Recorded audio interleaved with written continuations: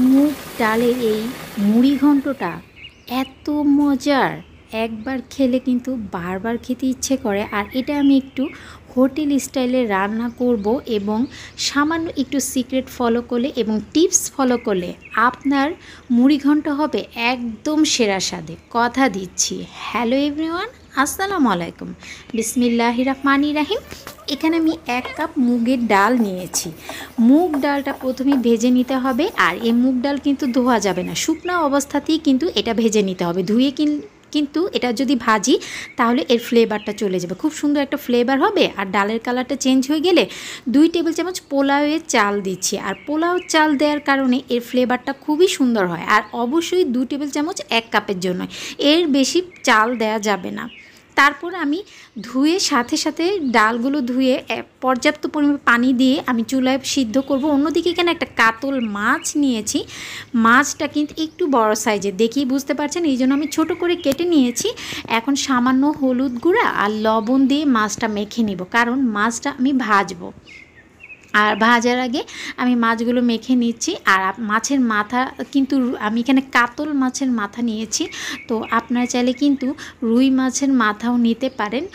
এটা রুই মাছ আর কাতল মাছের মাথা দিয়ে ট্রেডিশনালি করা হয়, তো আজকে আমি কাতল মাছ দিয়ে করছি, কারণ কাতল মাছের মাথাটা বড় থাকে এই জন্য। আর অন্যদিকে ডাল সিদ্ধ হচ্ছে, আর এইদিকে আরেকটা প্যানে আমি সরিষার তেল দিয়ে দিচ্ছি। আর ট্রেডিশনালি এটা সরিষার তেল দিয়ে রান্না করা হয়, এই জন্য আমি সরিষার তেল দিচ্ছি। আর তারপরে আমি মাছের মাথাটা দিয়ে দিচ্ছি। মাছের মাথাটা কিন্তু আমি খুব ভালোভাবে ভেজে নিব, একদম উল্টে পাল্টে খুব ভালোভাবে ভেজে নিব। আর অন্যদিকে যে ডালের উপরে আমি কিন্তু ডালে কিছুই দেইনি, শুধু পানি দিয়ে সিদ্ধ বসিয়েছি। ডালে বলক আসলে এরকম ফেনা দেখা যাবে, আর ফেনাগুলো তখন ডালের উপর থেকে এইভাবে ফেলে দিতে হবে। অন্যদিকে 1 চা চামচ হলুদ গুঁড়া আর 1 চা চামচ লবণ দিয়ে দিচ্ছি। আর আমি কিছুই দিব না, এইভাবেই আমি ডালটা সিদ্ধ করে নিব। এখন অপেক্ষা করব ডালগুলো সিদ্ধ হওয়ার জন্য। আর অন্যদিকে মাছগুলো উল্টে পাল্টে খুব ভালোভাবে ভেজে নিব, কোথাও যেন কাঁচা না থাকে। খুব ভালোভাবে কিন্তু মাথাটা ভেজে নিতে হবে। আর মাথার সাইডে যে কানসা, এগুলো কিন্তু খুব তাড়াতাড়ি ভাজা হয়ে যায়। এগুলো ভাজা হয়ে গেলে তেল থেকে আমি তুলে নিব। আর সরিষার তেল দেওয়ার কারণেই কিন্তু প্রচুর ফেনা উঠেছে। আর মাছের মাথাটা কীরকম করে ভেজেছি আপনারা দেখি বুঝতে পারছেন।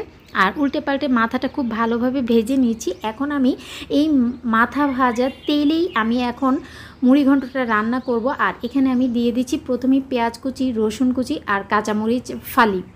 প্রথমে আমি 1 কাপের মতো পেঁয়াজ কুচি দিয়ে দিব। আর এর আগে আমি দিয়ে দিচ্ছি একটা তেজপাতা আর হাফ চা চামচের মতো জিরা, আস্ত জিরা। তারপর আমি রসুন কুচিটা দিয়ে দিচ্ছি।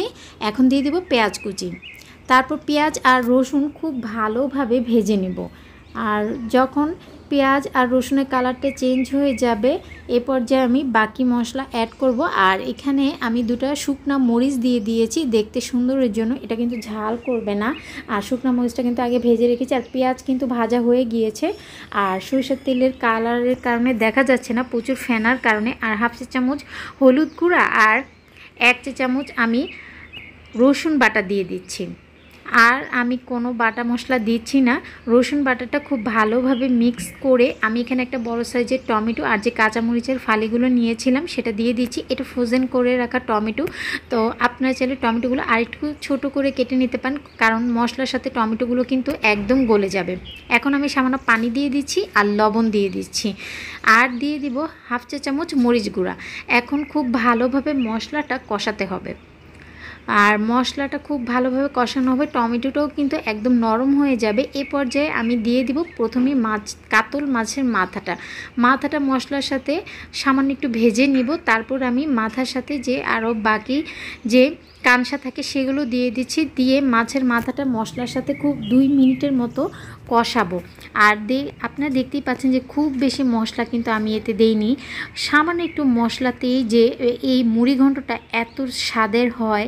আপনারা যখন করে খাবেন আপনারাই বুঝতে পারবেন। ডাল জাতীয় খাবারে মশলা বেশি দিলে কিন্তু ভালো লাগে না, একটা গন্ধ হয়, তাই মশলা পরিমাণটা কম দিতে হয়। আর আমি কিন্তু দেখতেই পাচ্ছেন কোনো আদা দিইনি। অন্যদিকে আমি আরেক চুলায় যে ডালগুলো সিদ্ধ করছি, ডালগুলো কিন্তু পুরো 80%-এর মতো সিদ্ধ হয়ে যাবে, এই যে ধরলেই ভেঙে যাবে। এখন আমি যে কাজটা করব, মাছের মাথাটা কষানো হলে সিদ্ধ করে রাখা ডালের পানি সহ পুরোটাই আমি মাছের মাথার উপরে এইভাবে সরাসরি ঢেলে দিব।